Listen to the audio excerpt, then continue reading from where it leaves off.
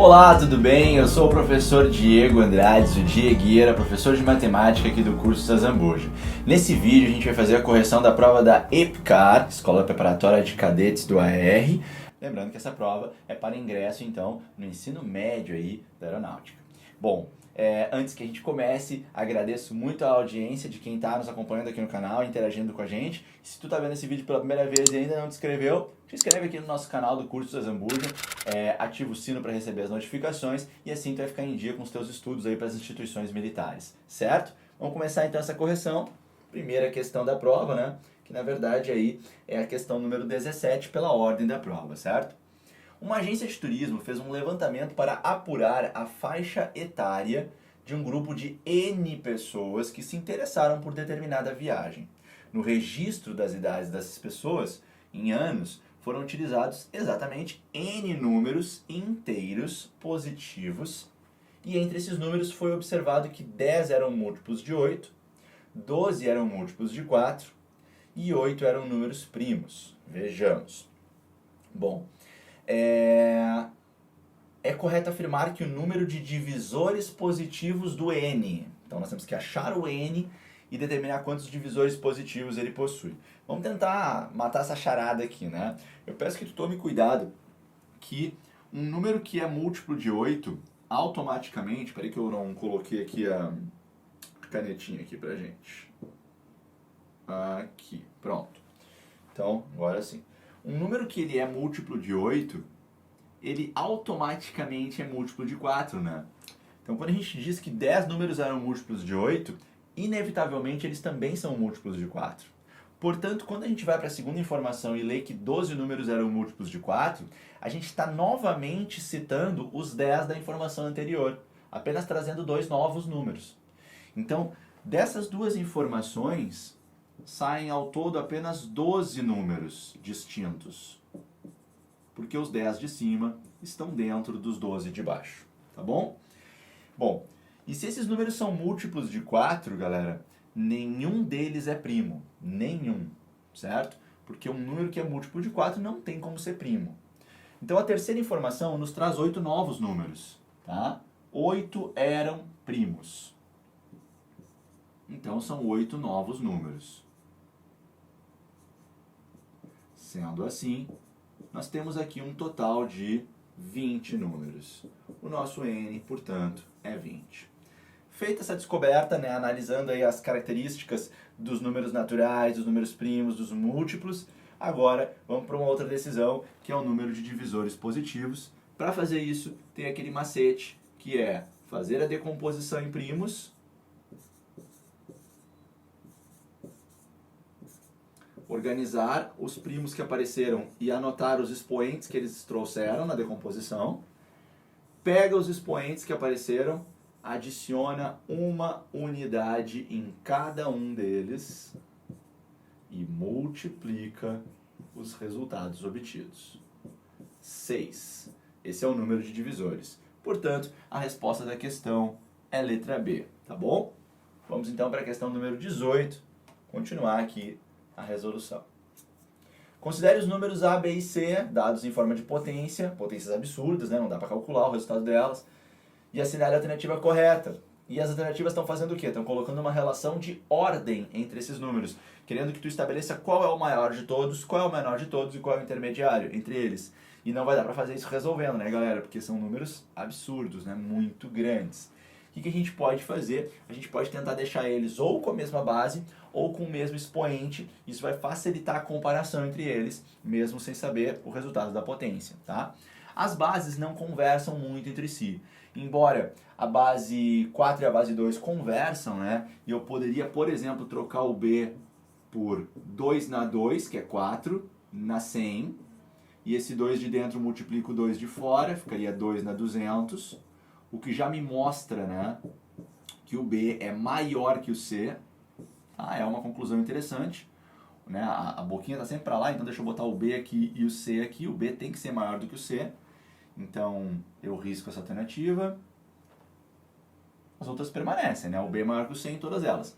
Mas para comparar com o A, aí vai ficar complicado. Então uma coisa que eu posso fazer é tentar deixar todos eles com expoente 50. Dá para fazer isso. O que a gente vai fazer? Eu vou fazer o seguinte raciocínio.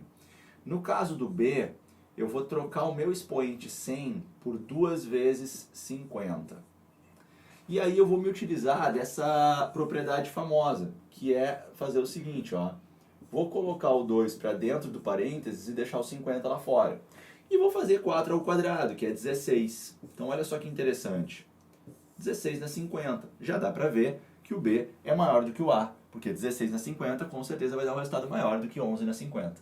E eu posso fazer a mesma coisa com o C, embora não precisa, porque eu já tenho essa relação de ordem, mas eu poderia fazer a mesma coisa com o C, trocando ali, né, o 150 que está aqui, ó, eu posso trocar ele por 3 vezes 50.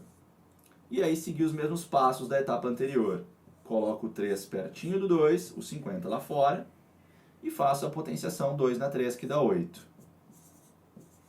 Assim, os meus números A, B e C acabaram ficando desse modo. O meu A ficou 11 na 50, não fiz modificação. O meu B ficou 16 na 50 e o meu C ficou 8 na 50. Então quer dizer que o C é o menor de todos, o A é o intermediário e o B é o maior de todos. C, A, B é a ordem, letra A é a resposta. Tá aqui então o gabarito dessa questão que envolve propriedades de potenciação, tá bom? Comparação entre potências usando propriedades.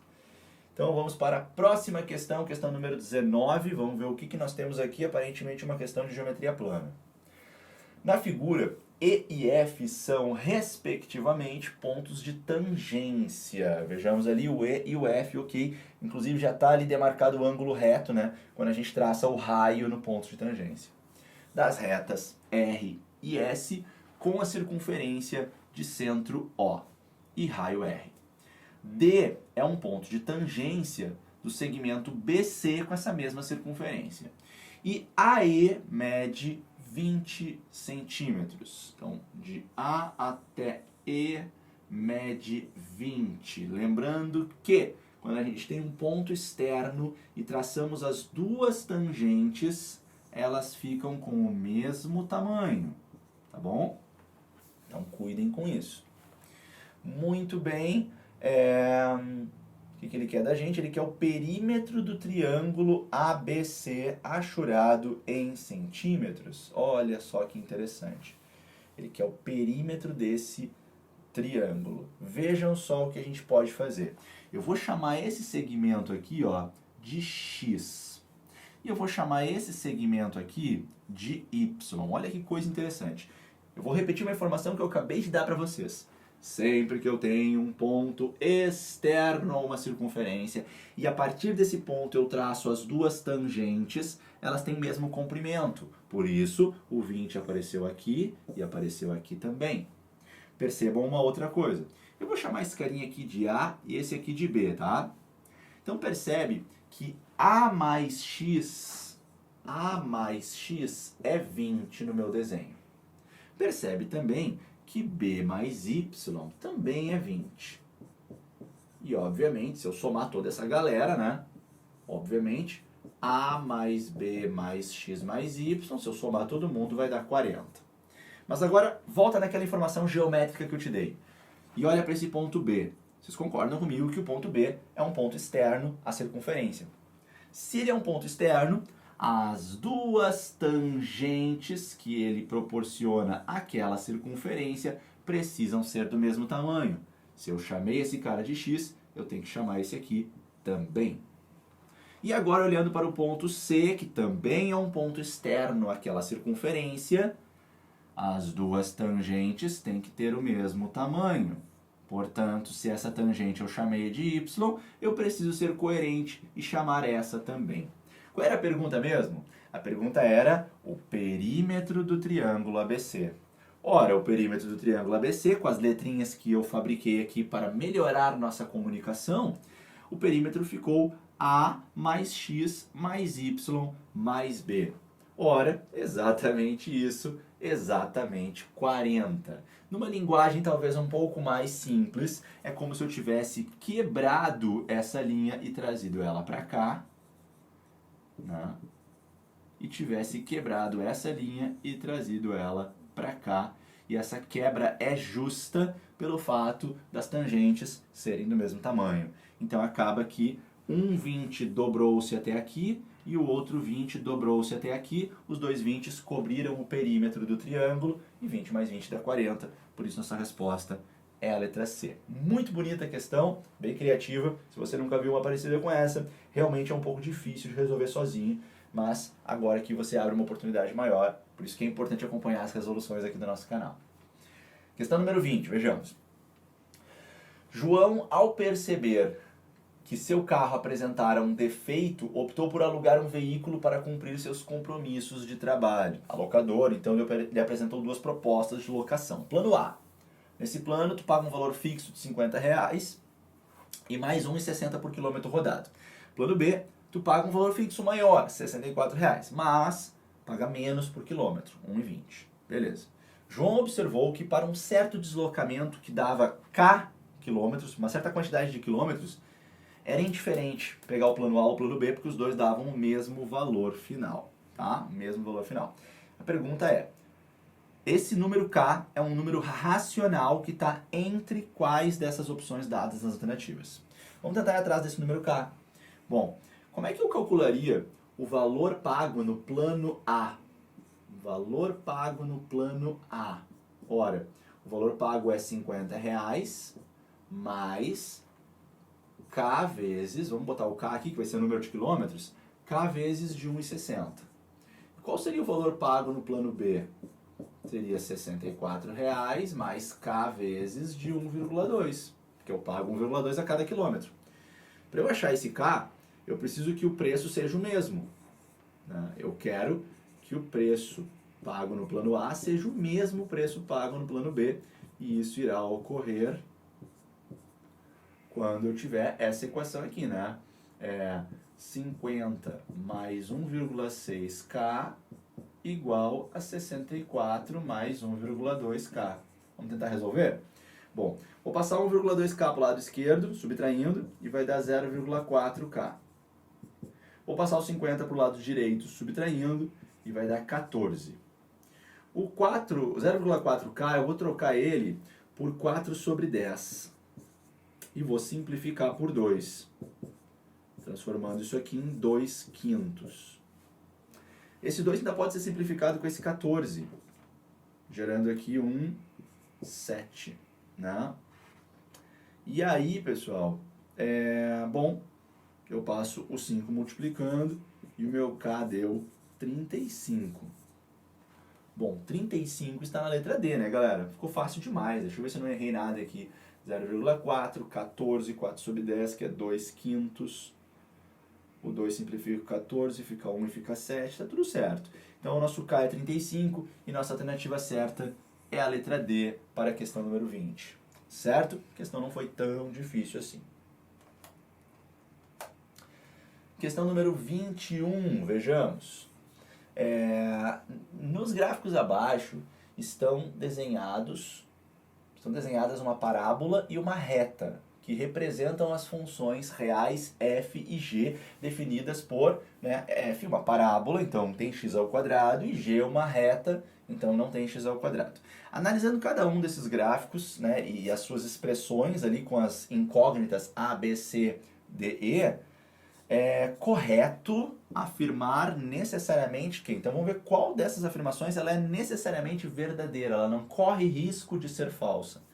Essa é a ideia desse tipo de problema aqui, tá? Então vamos ver. Bom, aqui nós temos parábola voltada para baixo. Então isso significa que o coeficiente A é negativo. Ela passa pelo eixo Y na subida dela. Isso quer dizer que o coeficiente B dela é positivo. E ela corta o eixo Y num número que visivelmente é positivo. Então quer dizer que o C é positivo. Mais do que isso eu não posso dizer. Quando eu olho para a reta, ela é crescente. E se a reta é crescente, quer dizer que o coeficiente do x é positivo. Então o D é positivo. Mas o corte no eixo Y acontece num valor que é negativo. Então isso quer dizer que esse carinha aqui, o E, é negativo. Beleza. Né? Então negativo, positivo, positivo, positivo, negativo. Com essas decisões de sinais, vamos ver se a gente consegue aqui decidir qual é a resposta que necessariamente é verdadeira. Bom, vamos lá. Eu tenho aqui que A mais E. O que é A mais E? Eu estou somando dois negativos, então isso aqui com certeza é negativo. Vezes o C, que é positivo. Tá? Vezes o C, que é positivo, eu estou tendo negativo vezes positivo, tudo isso aqui está dando um número negativo. Já o B é um número positivo. Não tem como um número negativo ser maior ou igual a um número positivo, isso é impossível. Ele é menor, com certeza. Então a letra A está errada. Vamos ver a letra B. Bom, o E e o D têm sinais diferentes. Então a divisão entre eles fica negativa. Só que com esse sinal de menos aqui na frente, acaba ficando positivo. Então o lado esquerdo aqui da conta é positivo. Bom, está dizendo que é menor do que menos B. Deixa eu ver. O B, ele é positivo, mas com o menos na frente, ele fica negativo. Não dá para dizer que um positivo é menor que um negativo, isso não faz sentido, com certeza está errado. Vamos ver a letra C. A vezes B vezes C. Eu tenho negativo vezes positivo vezes positivo. Acaba dando negativo. E dividido por D, eu tenho um negativo dividido por um positivo, isso fica negativo. Aí eu estou querendo juntar dois negativos. Essa junção fica negativa. E se ela fica negativa, ela não pode ficar maior do que zero. Está errada a letra C, vamos torcer para que a letra D não esteja errada também, né? Se nessa questão tem problemas, tá? Deixa eu ver aqui. Menos B mais A. Bom, o B é positivo, coloca um menos, ele fica negativo. Junta com outro negativo, continua ficando negativo. Aí multiplica pelo E. O E é negativo também. E aí eu tenho negativo vezes negativo, fica positivo. Está dizendo que isso aqui é maior do que A vezes C. A é negativo e C é positivo, portanto essa multiplicação fica negativa.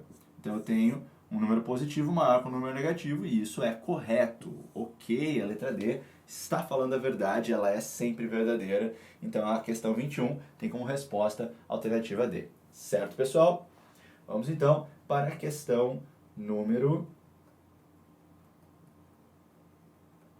21. Deu uma voltadinha aqui. Não, 21 foi o que a gente fez agora. Opa.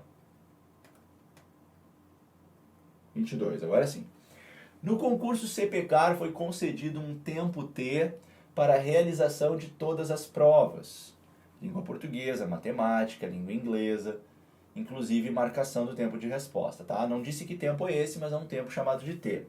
Matemática, português, inglês e preencher o cartão.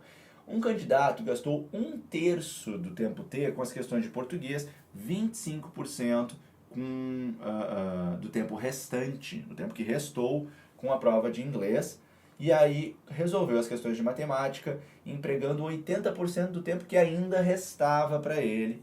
Imediatamente gastou 5 minutos preenchendo o cartão resposta e entregou a prova, faltando 22 minutos para o término do tempo estabelecido.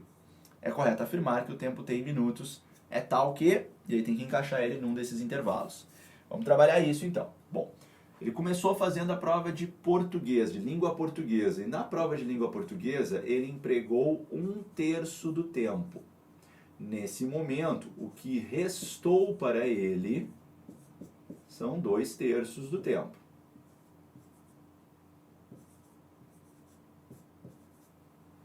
Aí ele foi fazer a prova de inglês, língua inglesa.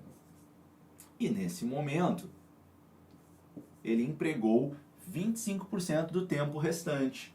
25% é 1/4 e é do tempo restante. Então é 1/4 de 2t sobre 3. Desculpem. Então aqui está dando 2t sobre 12, que eu posso simplificar para t sobre 6. Esse foi o tempo empregado para a prova de língua inglesa, certo? Vamos agora ver quanto que já tinha passado de tempo até então. Se a gente pensar o quanto que já passou de tempo, eu preciso juntar os tempos transcorridos até agora. T sobre 3 mais t sobre 6. Bom, então eu tenho aqui, se eu multiplicar por 2 em cima e embaixo essa primeira fração, ela vira 2t sobre 6. Isso facilita aqui na conta, né? Eu estou com 3t sobre 6, isso dá t sobre 2, simplificando. Quer dizer que metade da prova foi com inglês e português. Ok. Agora, vamos para a parte de matemática, né? Claro que se já passou isso, então quer dizer que resta a outra metade do tempo, né? T sobre 2. Aí para a parte de matemática, esse candidato, ele empregou 80% do tempo que restava. Então 80% desse tempo aqui, tá? Vamos ver quanto que é isso. Lembra que 80% é a mesma coisa que 80 sobre 100, 8 sobre 10, 4 quintos. Então, para a prova de matemática, o tempo empregado foi 80% do tempo restante. Então, isso aqui está dando 4t sobre 10, simplificando 2t sobre 5.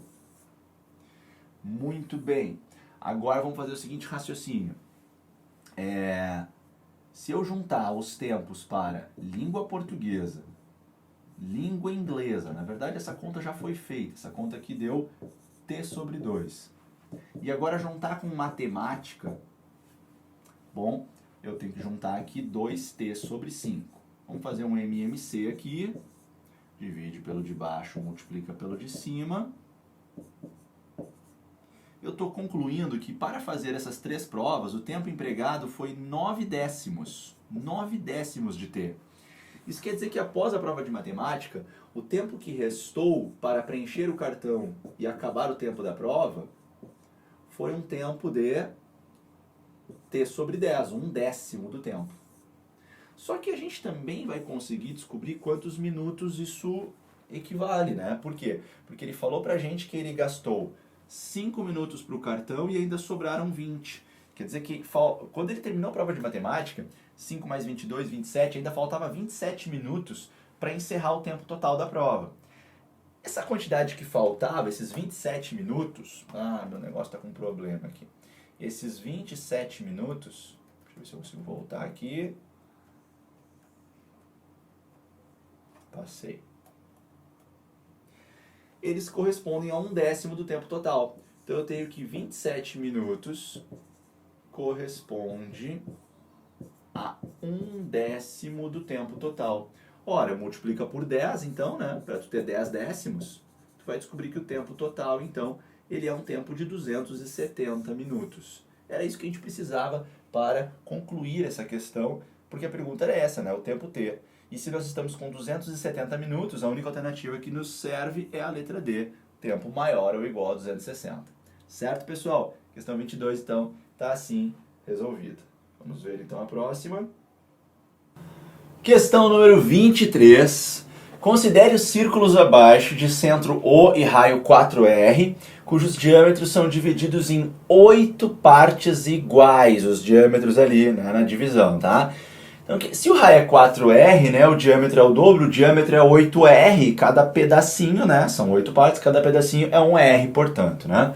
Sabe-se que todos os arcos traçados nas 4 figuras são arcos de circunferência, cujos comprimentos estão contidos no segmento AB, certo?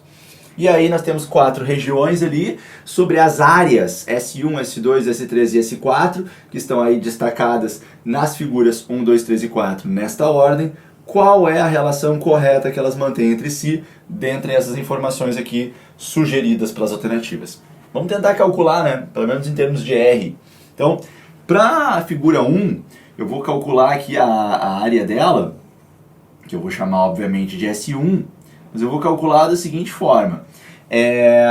Vamos pensar que aqui nós temos todo um semicírculo cujo raio é 4R, menos outro semicírculo cujo diâmetro é 6, então o raio é 3R.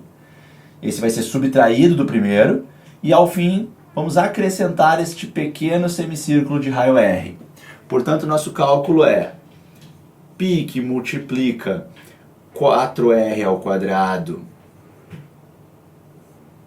sobre 2 mais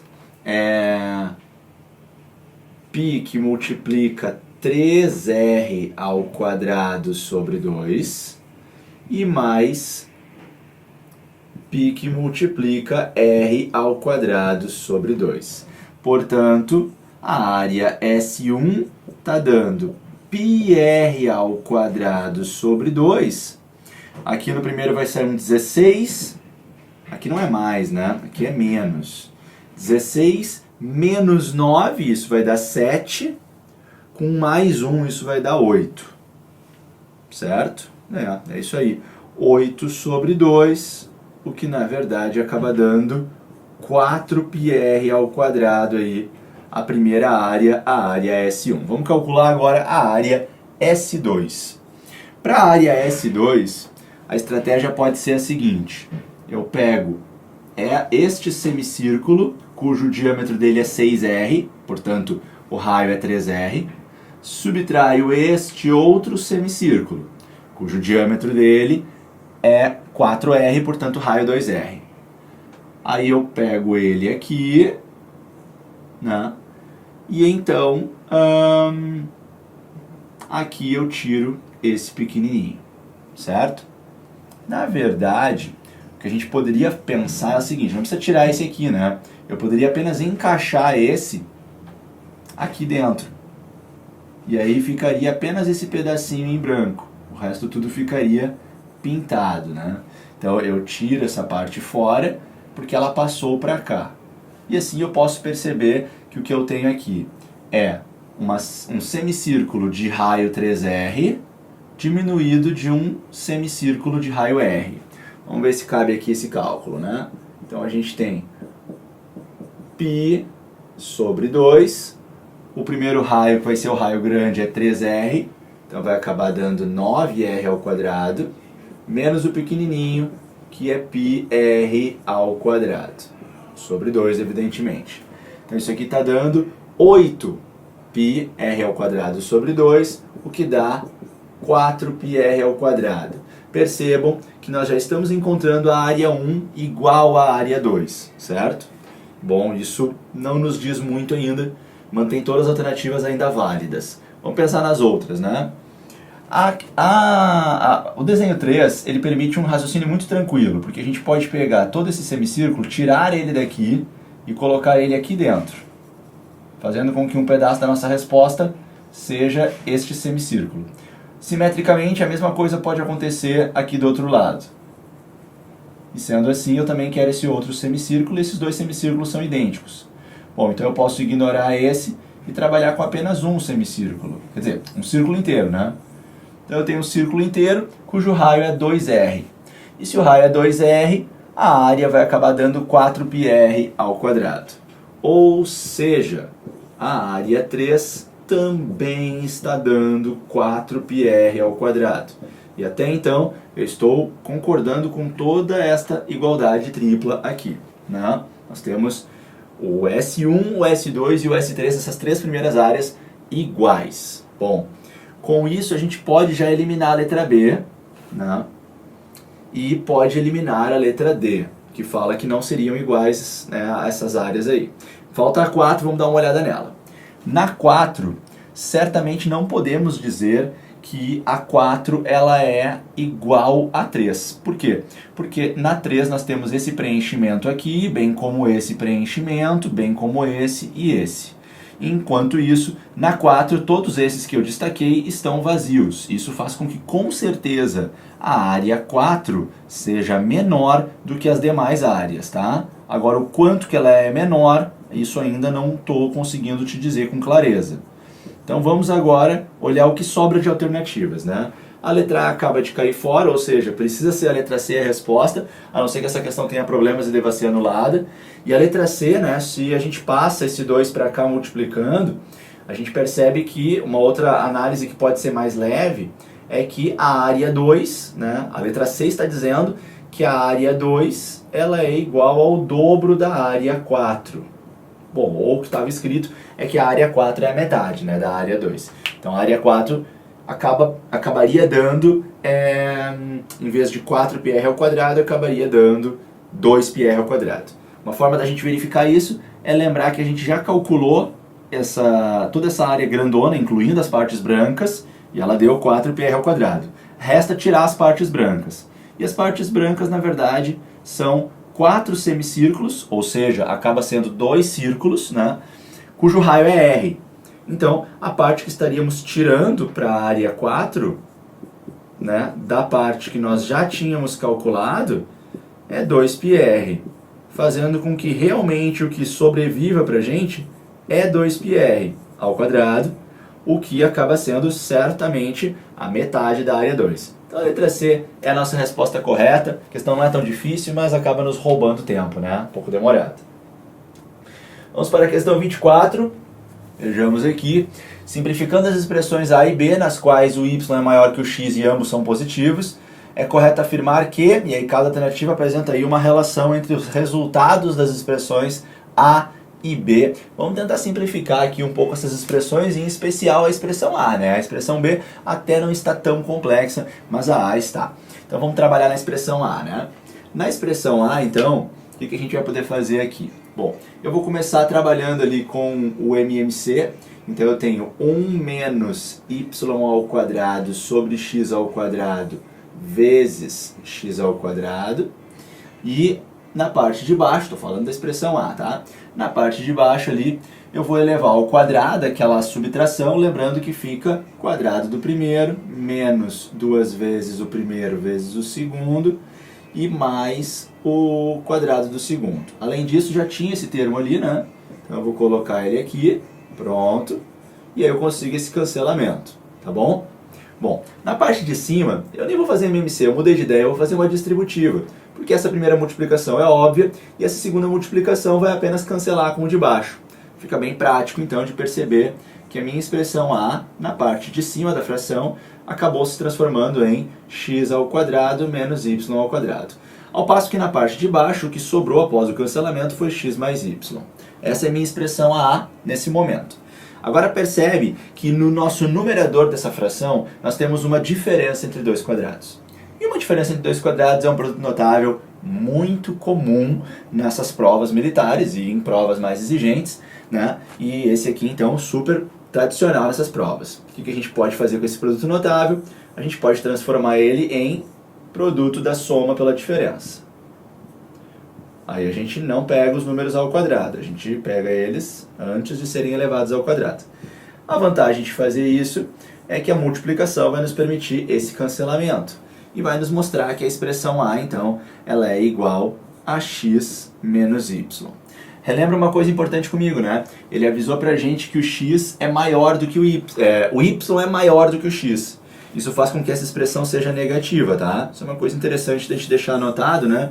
Porque algumas alternativas estão falando sobre isso, ó. Mas enfim, vamos continuar e agora vamos analisar a expressão B. A expressão B é muito rápida de analisar, né?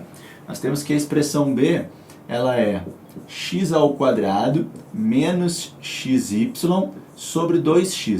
Se não me engano é isso. Deixa eu confirmar aqui. X ao quadrado menos xy sobre 2x. Perfeito.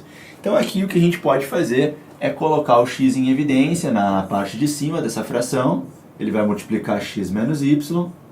E aqui embaixo eu percebo então que se eu tenho multiplicação em cima e multiplicação embaixo, eu consigo cancelar esse x, mostrando que a expressão B ela é igual a x menos y sobre 2. Agora percebe que x menos y é a expressão A, né? A expressão B também é negativa, portanto, mas a expressão A ela está aqui, ó. Isso aqui é a expressão A. Com isso a gente consegue mostrar que a expressão B ela pode ser escrita também como A sobre 2. Né? E a gente pode fazer algumas trocas aqui no sentido de passar, quem sabe, o 2 multiplicando e depois passar o B dividindo e assim consigo dizer que A sobre B é igual a 2. Né? São algumas conclusões interessantes. Eu acho que agora a gente já tem condições plenas de decidir. Vamos dar uma olhadinha nas alternativas. Então a letra A a gente acabou de mostrar que ela está trocada, porque a letra A está dizendo que A dividido por B dá 1 sobre 2. Não é isso, né? É o contrário. A dividido por B dá 2, então a letra A está errada. A letra B diz que B sobre A pertence aos naturais, mas isso não será verdade, porque se nós fizermos B sobre A, nós vamos fazer uma inversão, e B sobre A acaba nos levando a 0,5, que não é um número natural, portanto a letra B está errada. A letra C está nos dizendo que o produto do número A pelo número B vai gerar um número positivo. A letra C está certa, porque tanto A quanto B são números negativos, e sendo assim, negativo vezes negativo acaba ficando positivo. Letra C é a nossa resposta. E a letra D está nos dizendo que se a gente somar o A com o B, vai acabar dando um número positivo. E isso não pode ser verdade, já que os dois são negativos, né? Se eles são negativos, na soma eles vão acabar ficando mais negativos ainda. Então está errada a letra D. Então assim, galera, conseguimos ter a clareza para decidir a questão número 24. Certo? Vamos avançar. Questão número 25. Sejam Q de x e R de x o quociente e o resto, respectivamente, da divisão do polinômio x ao cubo menos 6x ao quadrado mais 9x menos 3, pelo polinômio x ao quadrado menos 5x mais 6, com x sendo número real. Tá? Então está falando aqui de divisão polinomial e apresentou aí, pelo menos em termos de nomes, o quociente e o resto. O gráfico que melhor representa a função real definida por P é igual a Q mais R. Então nós temos que achar quem é o Q e quem é o R, né? E isso a gente consegue com uma divisão polinomial, conteúdo importante aí, né, que a gente precisa ver dentro do nosso estudo para ir pro cara. Então, vamos fazer aqui essa divisão polinomial para a gente enxergar quem é o nosso quociente Q e quem é o nosso resto R, tá? Então aqui, essa é a primeira parte do nosso exercício, depois nós temos a questão gráfica aqui que a gente vai discutir depois. Então aqui nós temos mais 9x menos 3. E nós temos que dividir por x ao quadrado menos 5x mais 6. Beleza. Então lembrando que a gente foca sempre na expressão aqui do polinômio que carrega o grau do polinômio, ou seja, que está com o x com maior expoente. E aí a gente anota aqui embaixo por quanto que eu devo multiplicar esse x ao quadrado para que ele se transforme em x3. Quando a gente descobre quem é o elemento, a gente anota ali embaixo. E aí a gente faz a multiplicação e vai trazendo os resultados aqui para baixo, mas trocando o sinal. Então, x vezes x ao quadrado seria x ao cubo. Mas vem para cá trocando de sinal. E aí a gente continua. X vezes menos 5x seria menos 5x ao quadrado. Então vem para cá como mais 5x ao quadrado. E x vezes 6 seria 6x positivo. Vem para cá trocando o sinal então. Terminei as multiplicações, passo um travessão, soma as duas linhas e esse cancelamento é obrigatório. Se ele não ocorrer, pode retomar teus cálculos que tu errou alguma coisa aí e vamos consertar. O resto tu vai somar e ver o que vai acontecer. Nesse caso está sobrando um menos x ao quadrado, um 3x e um menos 3, que não tinha com quem somar, apenas desceu. Começa uma nova etapa e os processos são repetidos nessa nova etapa. Agora o meu foco é transformar esse x ao quadrado aqui em menos x ao quadrado. E portanto eu só preciso multiplicar ele por menos 1. Quando eu faço as multiplicações, no entanto, os sinais vão mudando. Menos 1 vezes menos 5 seria mais 5x. Vem para cá trocando de sinal, cuidado com essas trocas sequenciais. E menos 1 vezes 6 seria menos 6, vem para cá como mais 6. Então aqui cancelamento, aqui essa soma está dando menos 2x e essa outra soma está dando 3. Reparem que o grau desse polinômio resíduo, né, que está sobrando do lado de fora da conta, o grau dele é grau 1, enquanto que o grau do divisor é grau 2. Quando o resíduo fica com um grau menor que o grau do divisor, é porque encerrou-se a divisão polinomial. E aqui está o nosso resto e aqui está o nosso quociente. Então os polinômios intitulados de Q de x e R de x estão identificados. Agora vamos abraçar eles e interpretar o final da questão.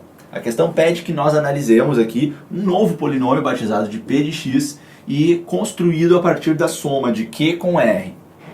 Então esse polinômio P de x é muito tranquilo de montar, né? Quando eu for somar Q com R, eu vou acabar somando menos 2 com mais 1x, vai acabar dando menos x. E nas partes numéricas eu vou somar 3 com menos 1, que vai dar 2. Bom, eu estou diante de uma função que que tem x, mas não tem x ao quadrado nem coisas maiores. Portanto, o seu gráfico é uma reta. Bom, as alternativas todas já diziam isso pra gente.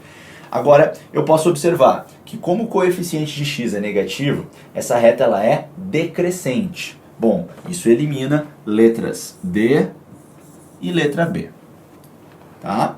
Que são crescentes. Não é o caso porque a gente sabe que o coeficiente é negativo.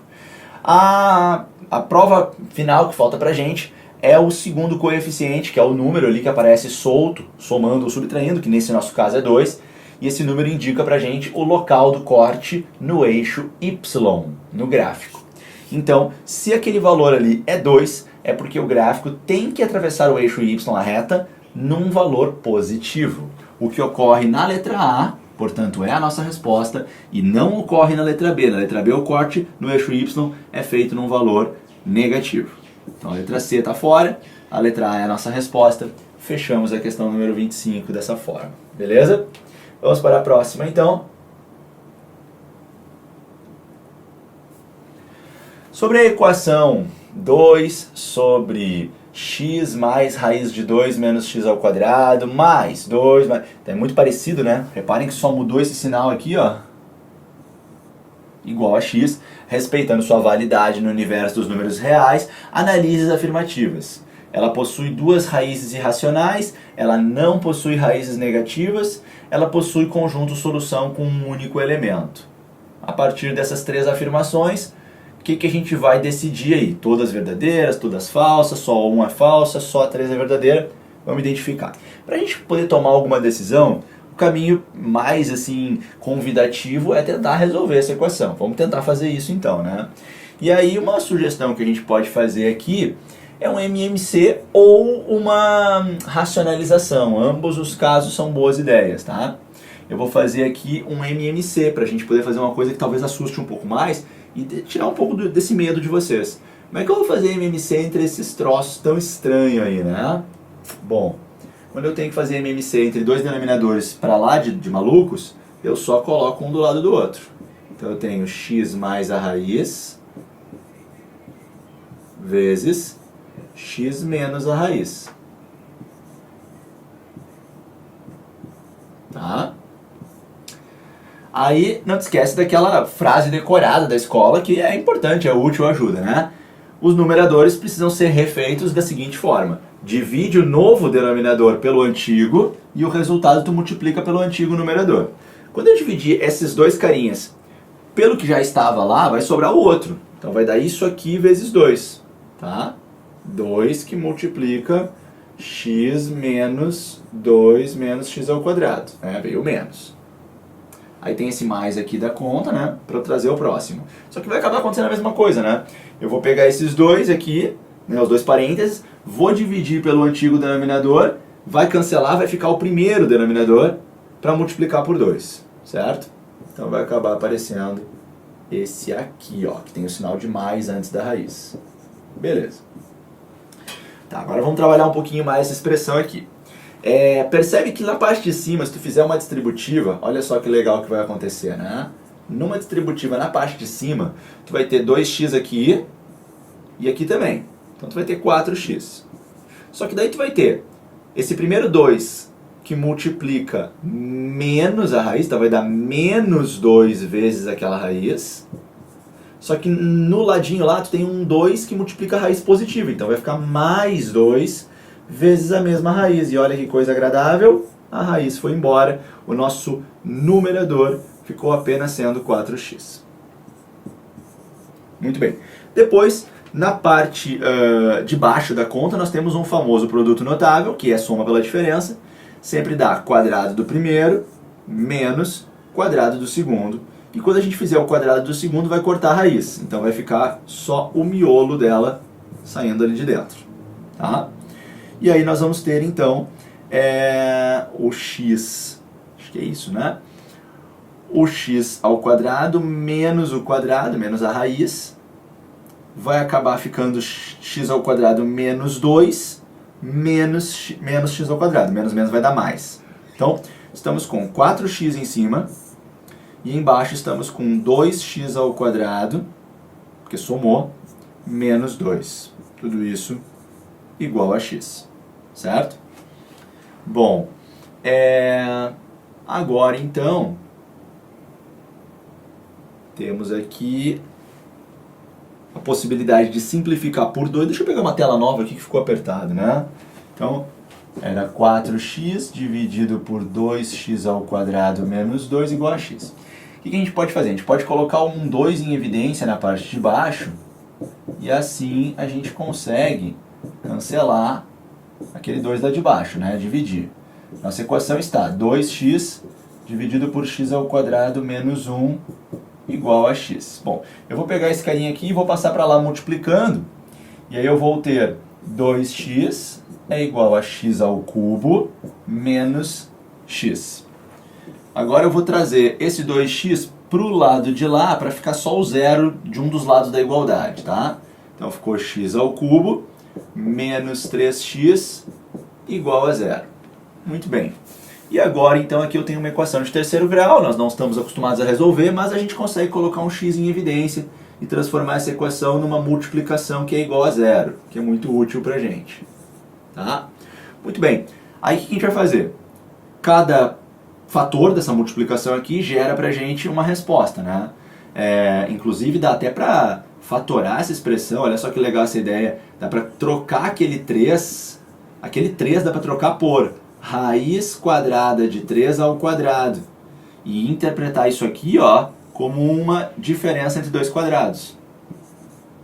Aí ficaria assim, ó, x que multiplica x menos 3, ou mais primeiro, se tu quiser, que multiplica x menos 3 agora, né? Igual a zero. Bom, daqui quando a gente tem equação produto nulo, né? Um produto que dá zero, é só trabalhar separadamente em cada equação igualando a zero. Então, as minhas soluções seriam x igual a zero, x igual a menos raiz de 3 e x igual a mais raiz de 3. Mas aí a gente tem que verificar se essas soluções são cabíveis, porque eu preciso que a equação inicial não me leve para um absurdo, né? Então, a princípio, eu estou achando 3 soluções aqui, mas vamos dar uma olhadinha na equação original. Né? Quando eu botar o raiz de 3 dentro do x, o que vai acontecer, galera? Vai cortar, né, o x ao quadrado, vai cortar, vai acabar virando 3, vai cortar com a raiz, e eu vou ter 2 menos 3, e aí vai dar menos 1, que não acaba ficando no universo dos reais, né? Raiz de menos 1 não é um número real. Então isso significa que essas duas respostas não são válidas. Então a nossa única candidata à resposta é o zero. Vamos ver se ele também permanece. Tá? Se o x for zero, o que vai acontecer? Eu vou ficar com 2 que divide por 0 mais raiz de 2 menos 0, né? Mais 2 que divide por menos... vai ficar 0 com menos raiz de 2 menos 0, vai ficar menos raiz de 2. E isso aqui acaba dando 2 sobre raiz de 2 menos 2 sobre raiz de 2, que de fato é zero. Então o zero é uma solução verdadeira. Ficamos com uma solução só, né? Tá? Então assim, possui duas raízes irracionais? Não, não tem nenhuma raiz irracional. O zero, que é a única raiz, ele é um número racional. Então é falsa a primeira afirmação. 2. Não possui raízes negativas. Concordo, não possui raízes negativas. Né? A única raiz que possui é o zero, que não é negativo. E 3. Possui conjunto solução com um único elemento. Concordo. O único elemento que é solução é o zero. Então, para mim, a primeira é falsa, segunda e terceira são verdadeiras. E aí a nossa resposta que sobrevive aí é a letra B. Apenas a 1 é falsa, tá? Não são todas verdadeiras, não são todas falsas, não é só a 3 que é verdadeira. Certo, galera? Bastante atenção nessa questão aí, uma questão delicada. Vamos para a próxima questão. Questão número 27.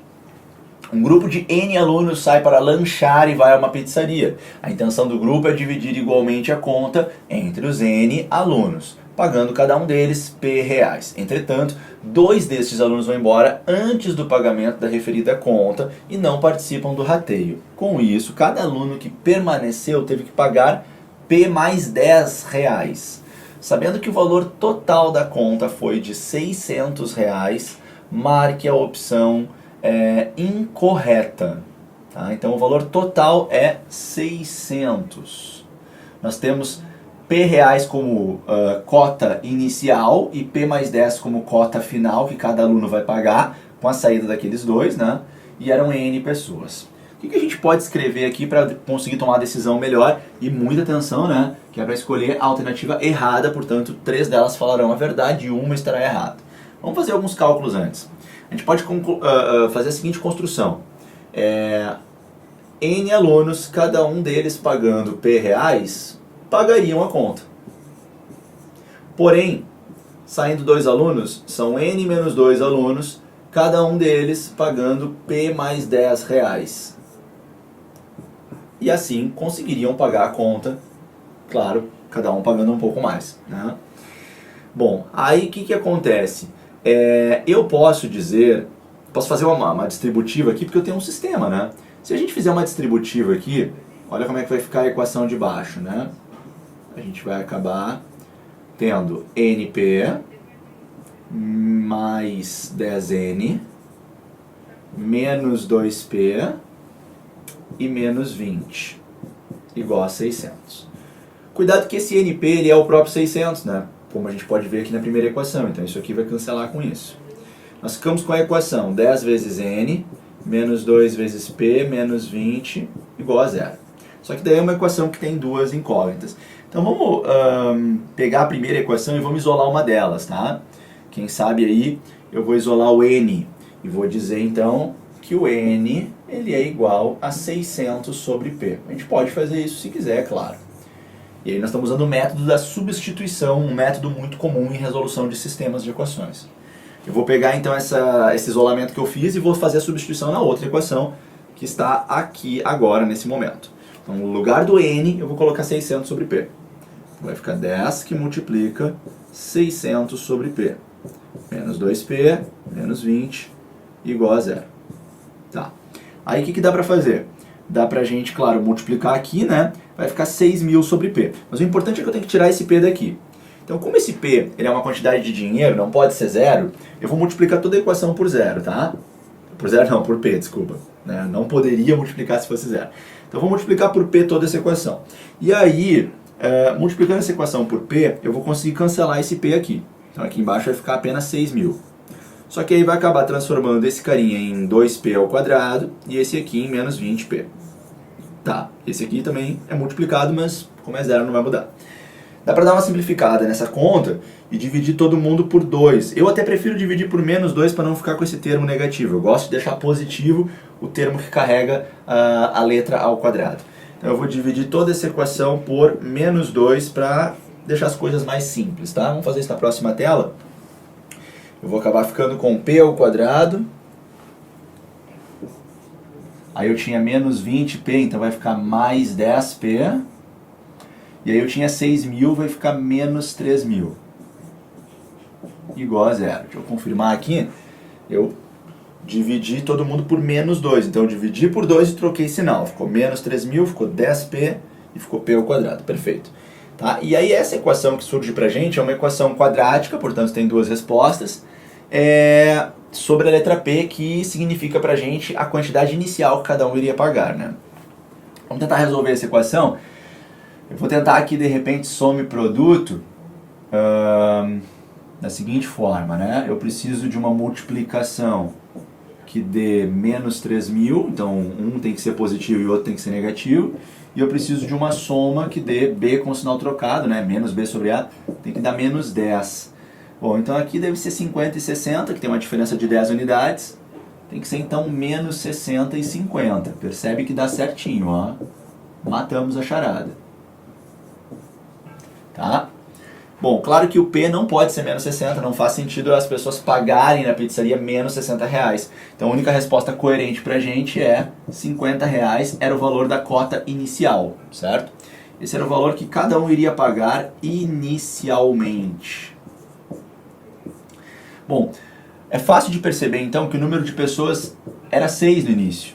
Né? Por quê? Porque 6 vezes 50, não, desculpa, 12. Porque 12 vezes 50 acaba dando 600, certo? Então eram 12 pessoas lá no início. Não esquece que foram embora 2, então a quantidade de pessoas que pagou a conta são 10 pessoas, né? E também a nova quantidade que cada um pagou foi R$60, né? A quantidade final foi R$60, porque teve, né, a necessidade ali do aumento de R$10 para cada um. Bom, vamos agora olhar para as alternativas, agora acho que a gente consegue responder. Letra A, lembrando que nós queremos a errada, né? Então temos que achar algumas corretas. O valor que cada aluno que permaneceu pagou a mais corresponde a 20% do que ele iria pagar originalmente, 20% do valor inicial, né? 20%, lembra que 20% é 1/5. E 1/5 de 50, que é o valor inicial, é R$10.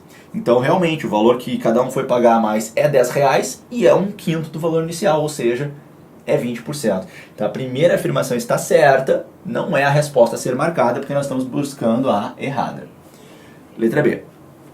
N é um número maior do que 11. Verdade, o N deu 12. Então, essa daqui está correta, não é ela que a gente vai marcar. Letra C. P é um número menor que 45. Menor que 45. Tá, isso aqui tá errado, né? O P deu 50. Então essa é a nossa resposta a ser marcada, porque ela está errada. E a letra D, o total da despesa dos dois alunos que saíram sem pagar é maior que R$80. É verdade, sim. Né? Eles deveriam ter pago R$50 cada um, então R$100 seria a despesa, né? Então, com certeza é maior, tá? Então tá certa a letra D, a única errada é a letra C. Tudo certo com essa questão, vamos para a próxima. Questão 28. Analise as proposições abaixo e classifique-as em verdadeira ou falsa. Vejamos, aí nós temos ali brincadeiras com números para a gente trabalhar quais são verdadeiras e quais são falsas, né? Primeiro ele apresenta uma expressão M, e aí vamos tentar ver se ela realmente nos leva a 1 sobre 100, que é a mesma coisa que 10 na menos 2, ou também pode ser escrito como 0,01. Vamos trabalhar na expressão inicial ali, né? Eu gosto de potência de 10 no início, e aí eu teria aqui, ó, 10 na menos 4, tá? Então o M seria 10 na menos 4, vezes... Aí, galera, aqui dentro eu tenho 10 na menos 2, tá? Só que daí, como tem um outro 2 lá fora, multiplica. Então, acaba ficando de novo 10 na menos 4. E aqui é o caso de potência com expoente positivo, né? É 10 na 3, não na menos 3. Na parte de baixo, 10 na menos 3. Tá, vamos dar uma melhoradinha aqui. O que vai acontecer? Eu posso, se eu quiser... Deixa eu ver aqui o que eu vou fazer. Eu vou fazer o seguinte, ó. Aqui eu vou somar os expoentes, porque as bases são iguais, eles estão se multiplicando. Eu estou com menos 8 com mais 3 dá menos 5. Então eu tenho 10 elevado na menos 5. E aqui embaixo eu tenho 10 na menos 3. Agora muito cuidado, né? Divisão, quando a base é igual, tu conserva a base e diminui os expoentes. Mas na verdade o que tu vai fazer é o expoente de cima menos o de baixo. É menos 5 menos menos 3. Acaba ficando menos 5 mais 3. Acaba ficando menos 2. E é o que tinha que ficar, segundo a afirmação dizia. Portanto, a afirmação ela é verdadeira. Eu já vou eliminar essas duas. Vamos agora julgar as outras duas ali. 0,899 ao quadrado menos 0,0101 ao quadrado é menor do que 7 décimos, ou seja, é menor do que 0,7. Será? Vamos tentar descobrir isso. Bom, repara que são números extremamente trabalhosos, mas é uma diferença entre dois quadrados. Se nós temos uma diferença entre quadrados, tenta te lembrar sempre de que tu pode transformar no produto da soma pela diferença. Ou seja, isso pode ajudar bastante. Vamos trabalhar isso. Deixa eu ver se eu consigo trabalhar ali a segunda aqui embaixo. Eu vou poder escrever então como 0,899 menos 0,101 vezes 0,899 mais 0,101. Reparem que essa segunda conta vai dar 1, portanto ela não vai influenciar em nada na conta. Agora aqui vamos fazer a subtração, né? E nessa subtração estamos chegando aqui em 8, 9 e 7, certo? Então, galera, na verdade esse número ficou maior do que 0,7 e a afirmação diria que iria ficar menor.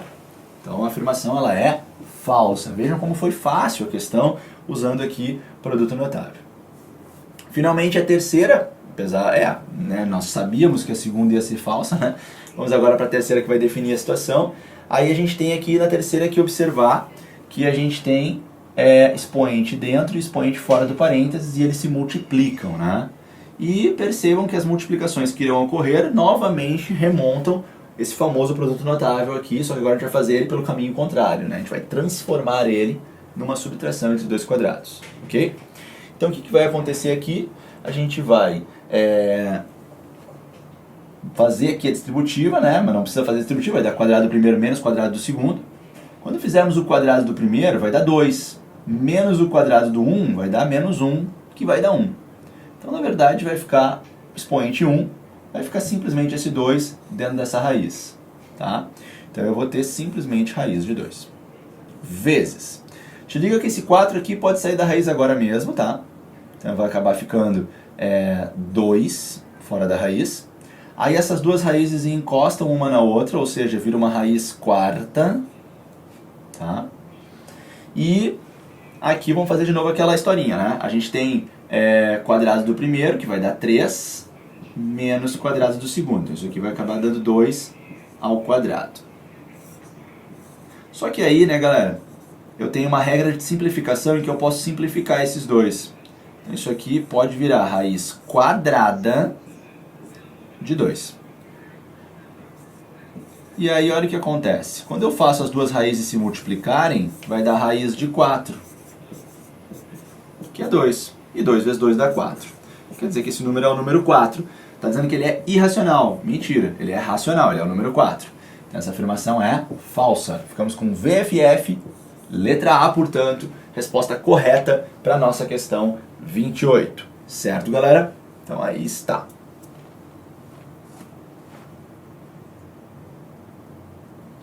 Questão número 29, vejamos aqui. Considere duas calçadas R e S paralelas entre si a uma distância de 6 metros uma da outra. Tá ali então as duas calçadas R e S, duas retas paralelas. Duas pessoas distantes 5 metros uma da outra encontram-se nos pontos A e B da calçada S. Dá pra gente ver ali, né? Na calçada R tem uma placa de parada de ônibus. No ponto X, que está a 10 metros da pessoa que está no A. Então, peraí, deixa eu só anotar aqui, né? Aqui é 5, aqui é 10, certo? E aí, quando a pessoa A se deslocar para o ponto P sobre o segmento AX, a distância que irá separá-la da pessoa posicionada no ponto B em metros será de... Então nós queremos, quando a pessoa que está na A for até o ponto P, a distância dela até a pessoa B. Então nós queremos isso aqui, ó. Esse aqui é o nosso objetivo, esse X ali, né? Vejamos o que a gente pode fazer então. Bom, a gente tem aqui um triângulo, né? A gente não sabe se esse BX aqui é um ângulo reto, mas a gente sabe que essa distância entre as duas calçadas é de 6 metros. Então aqui eu consigo um triângulo retângulo, né? Bom, reparem que a gente consegue, pelo teorema de Pitágoras, achar todo esse segmento. Deixa eu botar uma nova letra aqui, uma letra C. Então eu consigo todo o segmento AC. Eu vou chamar o segmento AC de Y. Eu tenho esse triângulo aqui, ó, retângulo, em que esse cara é 6, esse é 10 e esse é Y. Bom, para quem está estudando bastante já sabe a resposta, né? Porque esse triângulo é muito comum em provas. É o famoso triângulo 6, 8 e 10. O Y é 8. Você pode fazer Pitágoras, não tem problema. Tu vai descobrir, então, que é 8. E aí, o que vai acontecer? A gente vai ter o nosso 10 como hipotenusa, né? O 6 é cateto, o Y é cateto. A gente tem 100 é igual a 36 mais y ao quadrado. O 36 vai subtraindo. E o quadrado do y vai como raiz. O y acaba dando 8, como eu já tinha te avisado. Só que assim, isso aqui na verdade é o AC, né? Então se o AC mede 8, Isso significa que BC vai medir só o que falta no 5 para chegar em 8, vai medir 3. Isso pode ajudar a gente. Porque daí agora eu tenho como encontrar essa medida se eu quiser fazer um novo teorema de Pitágoras. Né? Eu sei que aquilo ali é 3, certo? Bom, aí eu consigo estabelecer, vamos ver aqui, será que a gente tem alguma coisa aí de semelhança para trabalhar? Acho que não, né? Bom, conseguimos aqui o BC valendo 3. Posso fazer Pitágoras no triângulo pequeno, que tem a altura 6, tem esse 3 e tem essa hipotenusa que eu vou chamar de Z. Bom, então Z ao quadrado por Pitágoras vai ser igual a 36, que é o quadrado do 6, mais 9. Isso aqui vai dar 45, que acaba dando 3 raiz de 5. Então, essa medida aqui é 3 raiz de 5. E o que a gente vai poder fazer agora? Deixa eu ver aqui.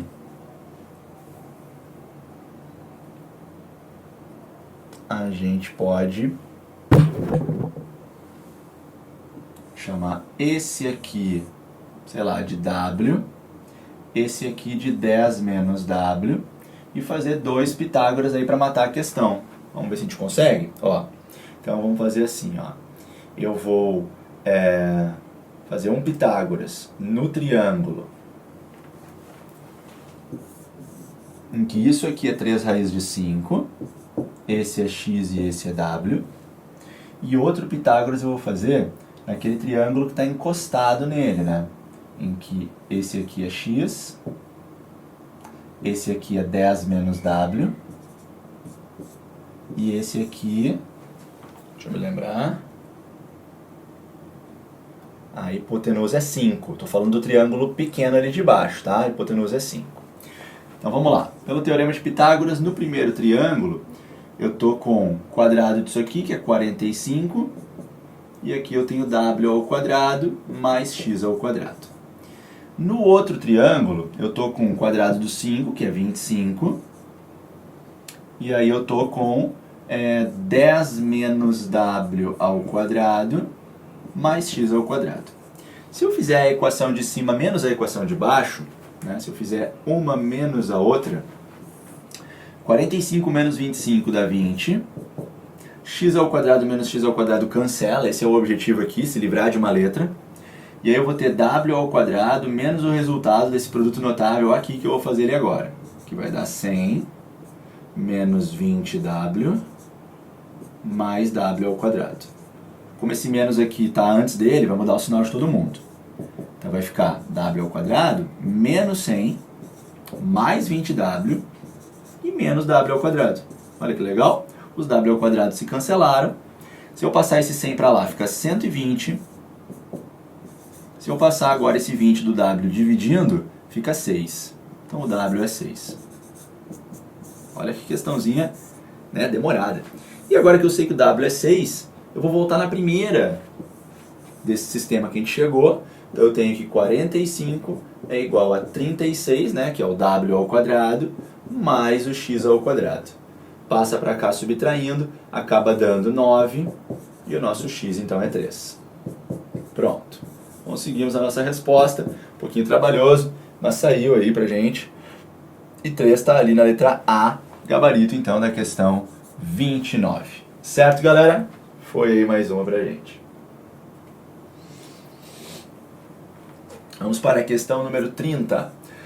Considere em R a equação m mais 2x ao quadrado menos 2mx mais m menos 1 igual a 0, na variável x, em que m é um número real e é diferente de menos 2. Se o m fosse menos 2, acabaria zerando a parte ali do x ao quadrado e não teríamos uma equação de segundo grau. Se o m não é menos 2, aquela expressão que multiplica x ao quadrado nunca zera e, portanto, essa equação sempre é uma equação de segundo grau. Analise as afirmativas abaixo e classifique como verdadeiro ou falso. Temos 3 afirmações, vamos julgar elas. Para todo m maior que 2, a equação possui conjunto solução vazio. Existem 2 valores reais de m para que a equação admita raízes iguais, e se delta maior que zero, m só poderá assumir valores positivos. Toda essa questão está girando em torno da interpretação do discriminante delta, aquele que fica dentro da fórmula de Bhaskara. Vamos lembrar então que o discriminante delta, nesse estudo, ele é b ao quadrado menos 4ac. Vejamos. O que a gente pode fazer? A gente pode identificar os coeficientes, lembrando que a é o coeficiente que está com x ao quadrado, b é o coeficiente que está com x e c é o que não está com nenhum x. Tá? Então isso aqui é a, b e c. Vamos agora desenvolver, né? Então, quando eu pego o b ao quadrado, vai ficar positivo e vai ficar 4m ao quadrado. Aí menos 4 que multiplica a, tá aqui, que multiplica c. Tá aqui. Eu não vou nem botar igual a zero, tá? Porque na verdade eu estou querendo calcular o valor do discriminante, mas eu não vou conseguir porque eu não sei qual é o valor do m. Vamos dar só uma simplificada nessa expressão matemática. Então aqui eu vou primeiro distribuir os parênteses, tá? Vou deixar esse 4 esperando. Na hora de distribuir os parênteses eu tenho m vezes m vai dar m ao quadrado.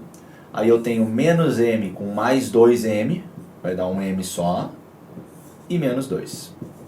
Agora esse menos 4 aqui eu vou distribuir ele para dentro do parênteses. Então eu fico com 4m ao quadrado, menos 4m ao quadrado, menos 4m e mais 8. E aí evidentemente que ocorre esse cancelamento.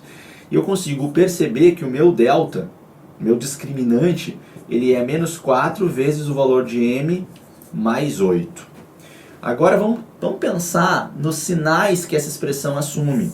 Porque de acordo com as três possibilidades, né, delta positivo, delta igual a zero e delta negativo, nós temos aquelas interpretações em relação à quantidade de raízes. Delta positivo, duas raízes reais e diferentes. Delta igual a zero, duas raízes reais e iguais. E delta negativo, sem raízes reais, não admite raízes reais. Tá? Então, o que eu posso fazer aqui? Eu posso pedir quando que ele é maior que zero, por exemplo. Ou podia ser menor também. Tá? Eu vou pedir quando que essa expressão é maior que zero. Vou fazer isso na próxima tela. Então eu tenho menos 4m mais 8. Eu quero perguntar quando que ela é maior que zero. Uma pergunta que eu estou fazendo. Com isso, o que vai acontecer? Eu posso passar o 8 para lá. Desculpem. Posso multiplicar todo mundo por menos 1, mas eu tenho que ter muito cuidado que isso vai fazer com que a desigualdade vire. Né? Deixa eu só anotar o caso que eu estou estudando esse caso aqui. A desigualdade virou, aí ficou 4m menor do que 8, ficou m menor do que 2.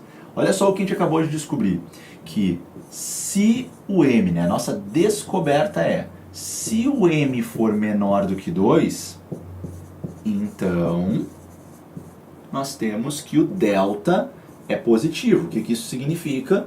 Duas raízes reais distintas, diferentes uma da outra.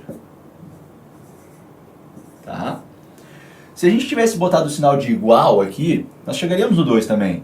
Nós chegaríamos em m igual a 2. E se a gente tivesse colocado o sinal de igual, nós teríamos, né, avaliado essa situação, que implica o quê? Duas raízes reais iguais. Então isso ocorre quando o m é 2. E se o m for menor do que 2, nós teríamos o mesmo cálculo, só que começaria a boca virada... se o m for maior do que 2, né? Maior do que 2, é o que não apareceu ainda pra gente, a boca teria começado lá no início, virada para lá. Então se o m for menor do que 2, então é porque o delta é menor do que zero, o que significa que o gráfico, né, a expressão, ela não possui raízes reais. Raízes reais. Certo, galera? Então, agora a gente consegue definir melhor a situação. Vamos dar uma olhadinha lá no exercício. A afirmação 1, para todo m maior que 2, a equação possui conjunto solução vazio. Conjunto solução vazio significa não ter solução nos reais, né? Que é o que a gente está trabalhando aqui, né? Em reais. Tá? Então ele está dizendo que se o m for maior do que 2, não vai ter solução. Vamos ver se isso é verdade? M maior do que 2 não possui solução. Tá certa a primeira afirmação, ela é verdadeira. Depois, existem dois valores reais de M para que a equação admita raízes iguais. Não, não é verdade. Só tem um valor de M que faz isso acontecer, que é o número 2. Então não existem dois valores de M, só existe um valor de M, que é o número 2, tá bom? Então tá errada a segunda afirmação, ela é falsa. VF, né? Já deu aí a letra C, a letra D como resposta. Vamos ver por que a última então é falsa ou que a questão tem problema. Na equação, se o delta for maior que zero, então o M só poderá assumir valores positivos. Vejamos, se o delta for maior que zero, foi o nosso primeiro teste, ele nos levou a isso, né? E M menor que 2 vai ter alguns valores positivos, mas vão ter uma infinidade de valores negativos, né? Então tá errado dizer que vão ser só valores positivos, tá? Então, falsa a afirmação, como a gente já tinha aqui, né? A suspeita, tá? Tudo tranquilo. Letra D, a nossa resposta, VFF, certo? Vamos então para a questão número 31. Questão número 31. Certa máquina funcionando normalmente 5 horas por dia gasta 3 dias para produzir 1.200 embalagens. Temos aqui uma proporção, né?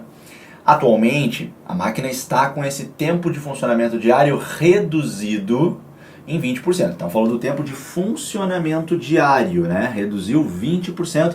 20% é um quinto. Então, quer dizer que foi para 4 horas por dia. Né? 4 horas por dia. É isso? Certa máquina funcionando normalmente por 5 horas por dia, gasta 3 dias para produzir 1.200 embalagens, atualmente está com esse tempo de funcionamento diário reduzido em 20%, é isso aí. Trabalhando assim apenas T horas por dia, né? Trabalhando 4 horas por dia. Para atender uma encomenda de 1.840 embalagens, aproveitando ao máximo em todos os dias o seu tempo T de funcionamento, ela gastará no último dia quanto, né? Então vamos ver quanto que ela vai gastar no último dia. Bom, isso aqui é uma regra de 3 composta.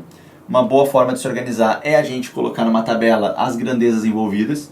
Então nós temos a grandeza horas por dia, que a máquina fica ligada. Nós temos a grandeza dias de trabalho.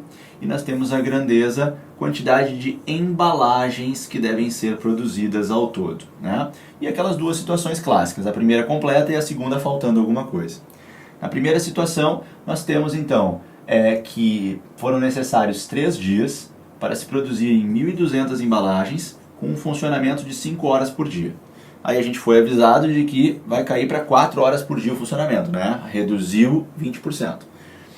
E a gente tem agora uma encomenda diferente, que é de 1.840 embalagens, e é claro que a pergunta é quantos dias. Na verdade, a pergunta não é bem essa, mas se nós respondermos essa pergunta, a nossa resposta esperada é uma resposta que vai dar um número quebrado, um número com vírgula. E o que vier após a vírgula refere-se ao que ficou para o último dia, que não vai ser uma quantidade inteira.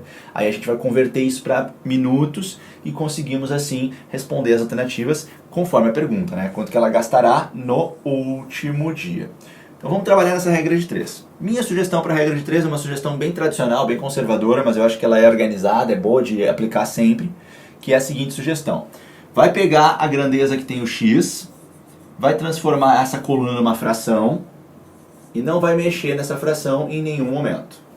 As demais grandezas, a gente vai também olhar elas como frações, mas que talvez precisem ser invertidas. Por exemplo, 5 quartos talvez precise inverter para 4 quintos. Assim como a outra fração também ali, né? E a gente agora precisa tomar essas decisões se vai inverter ou não. Esse é o momento mais delicado. Como que a gente decide isso? Na minha opinião, na minha forma de ensinar essa matéria. Eu vou comparar sempre uma grandeza que não carrega o x com a grandeza que carrega o x. Eu sempre vou fazer comparações binárias, 2 a 2, sempre entre duas grandezas. Não importa se a regra de 3 tem 3, 4, 5 grandezas, eu sempre faço 2 a 2. Sempre uma grandeza que não tem o x e uma grandeza que tem o x, certo? Muito bem. Horas por dia e dias. O que eu vou fazer? Eu vou pensar na situação da máquina produzindo e vou pensar como que uma grandeza influencia a outra. Por exemplo, se a minha máquina trabalhar mais horas por dia, o que não é o que aconteceu no exercício, mas não tem problema para essa nossa decisão, tá? Se a minha máquina ela passa a trabalhar mais horas por dia, ela consegue em menos dias fazer a entrega. Já o que vai acontecer no nosso exercício é que a máquina trabalha menos horas por dia e isso vai fazer com que ela demore mais dias para entregar a encomenda. Seja pela primeira análise que eu fiz, seja pela segunda, percebemos um efeito gangorra, em que quando uma grandeza aumenta, a outra diminui. Ou seja, a relação entre as grandezas horas por dia e dias é uma relação inversa. E se essa relação é inversa, o que nós vamos fazer com a fração? Nós vamos inverter. Botar o 4 para cima e o 5 para baixo.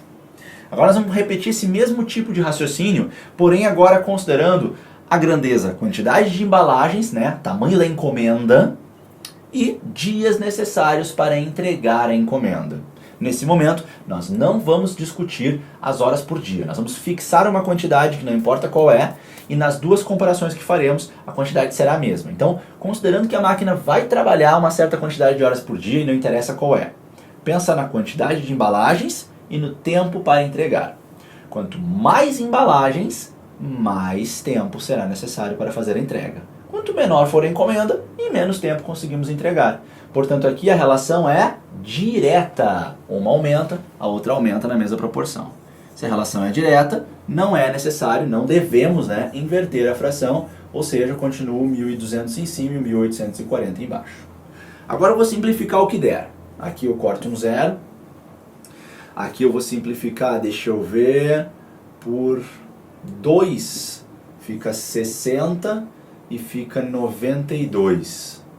Aí dá por 2 de novo, dá 30 em cima e 46 embaixo. E dá por 2 de novo, dá 15 em cima e 23 embaixo. Aí esse 15 dá para simplificar com esse 5. Fica 1 embaixo e fica 3 em cima. E esse 3 dá para simplificar com esse 3. Fica 1 aqui e fica 1 aqui. Que bagunça, mas é bom. Porque agora ficou bem fácil a conta. Olha o que sobrou pra gente. Sobraram esses números aqui pra gente, ó. Melhorando um pouquinho mais. Bem melhor. E multiplicando cruzado, eu tô com 4x é igual a 23. Né? Aí olha só que legal essa jogada. Claro que o 4 vai dividindo, né, galera? Fica 23 quartos, né? Aí uma jogada muito interessante é a seguinte. Deixa eu jogar isso aqui para uma outra tela. Isso aqui é a quantidade de dias, tá? 23 sobre 4 dias, né? Tá? Se tu fizer a conta, tu vai achar aí 5,75 dias, né? E essa vírgula é o que eu tinha te falado. Então, vamos botar na próxima tela. Nossa resposta foi 5,75 dias. Mas uma ideia legal é a gente voltar para a fração e pensar nela da seguinte forma. Vamos quebrar esse 23 em uma soma, pegando a maior parte possível dele, que é múltipla de 4. O maior múltiplo de 4 que cabe aqui dentro é 20. E entender que eu posso, se eu quiser, fazer isso aqui, ó. E o que isso está me dizendo? Que são 5 dias inteiros de trabalho da máquina e mais um dia em que ela trabalha 3/4 do seu tempo tradicional de trabalho. Então nesse dia ela vai trabalhar 3/4 do normal dela. Só que o normal dela agora é 4 horas diárias. Então nesse último dia aqui, no sexto e último dia em que ela não vai precisar trabalhar o dia todo a máquina, ela vai trabalhar 3/4 de 4 horas. Isso vai significar 3 horas, portanto. 3 horas é a mesma coisa que 180 minutos. E aí nós conseguimos finalmente identificar uma alternativa.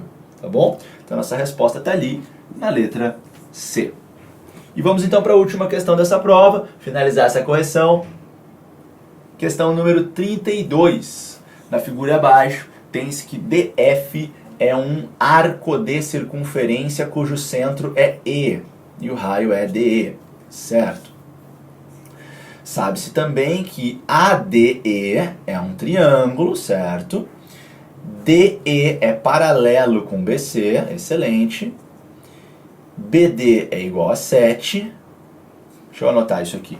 BD é igual a 7, cadê? BD, 7. AC é 10, certo? BC é 6, ok. E o ângulo ACB é 120, tá? Como isso aqui é paralelo, galera, o 120 está aqui também, ó, tá? Pelo paralelismo. E não esquece que o vizinho do 120, né, aqui no caso o suplemento, né, é o que falta para 180, é 60 graus, tá? Então a gente já sabe que, por exemplo, esse pedaço de círculo, né, ele é 1/6 de um círculo, já que ele está pegando 60 graus, que é 1/6 de 360. Também sabemos que o cosseno de 120 vale menos 1/2. A gente precisa estudar isso, né, para a prova da EPICAR, apesar de ser um conteúdo mais difundido no ensino médio. Tá, e nós queremos a área daquele setor circular achurado naquela figura, né? Então o que a gente pode fazer aqui? Bom, a gente pode obter a medida AB, que eu vou chamar de x inicialmente, usando lei dos cossenos. Na lei dos cossenos eu vou dizer que x ao quadrado é igual a 6 ao quadrado mais 10 ao quadrado menos 2 que multiplica 6 que multiplica 10 e que multiplica o cosseno de 120. O que vai acontecer? Eu vou ter 36, claro, mais 100, tranquilo, menos 2 que multiplica 60, fiz essa multiplicação, e vezes menos 1/2, que é o cosseno de 120. Reparem que isso tudo aqui é uma única multiplicação, portanto, menos vezes menos vai dar mais. E esse 2 vai cortar com esse, ficou apenas o 60. Então aqui eu estou com 36 mais 100 mais 60. E aí 36 mais 100 mais 60 dá 196, o que faz com que o nosso x seja 14. Certo? Se o nosso x é 14, reparem que 14, né, é daqui até aqui. Só que se eu for daqui até lá, aí dá 21. Cuidado, hein? O que a gente está percebendo? A gente tem aqui, pelo paralelismo, a gente tem triângulos semelhantes, né? O triângulo ABC será semelhante ao triângulo ADE, tá bom? Serão triângulos semelhantes.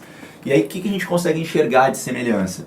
Que o 14, ele é 2/3 do 21.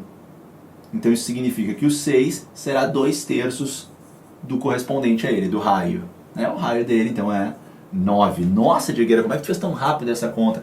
Uma outra ideia legal aqui é adicionar a metade, né? Se tu perceber o 14, se tu adicionar a ele mesmo a metade dele, tu chega no proporcional a ele. Então, se eu percebo isso, adicionar a metade, eu posso aplicar. Para quem também não gostou dessa segunda oportunidade que eu dei aqui, chama esse 9 de Y, né? Ou de R de raio, e aplica uma regra de 3, claro, né? Tu vai dizer que 14 está para 21, assim como 6 está para R, para o raio. E assim, tu vai aqui simplificar por 7, aqui tu pode simplificar por 2, né? E aí, então, multiplicar cruzado, o que eu fiz aqui? Aqui é 3, na verdade. Vai multiplicar cruzado e vai ter R igual a 9, tá? Achou o raio, agora a coisa vai bem simplesinha, vai para o seu lugar. A gente quer a área do setor circular. Repara que a área do setor circular, como é um ângulo de 60 graus, pode usar a fórmula se quiser, né? A fórmula que eu trabalho é ângulo sobre 360 vezes a área de um círculo completo. Então, essa fórmulazinha aqui resolve sempre. Então, quando tu fizer ângulo sobre 360, vai dar aquela fração que eu estou te avisando, que é 1/6. E o raio, né, a gente acabou de identificar que é 9 ao quadrado. Então aqui eu estou chegando em 1/6, que multiplica 81π, e aí se eu simplificar aqui por 3, aqui fica 27 e aqui fica 2. Então nossa resposta está dando 27 sobre 2 vezes π. Acredito que essa seja a resposta aí que deve estar nas alternativas, né? Tá ali, letra B, 27π sobre 2, gabarito da questão número 32. Certo, galera? Finalizamos assim, então, mais uma questãozinha aí pra ti, questão número 32, e mais uma prova aí da EPICAR, acesso à escola no ano aí de 2018, prova realizada em 2017, acredito que seja isso, ou eu tô trocando aqui, prova 2017, né? Então é isso, galera, até a próxima, tchau!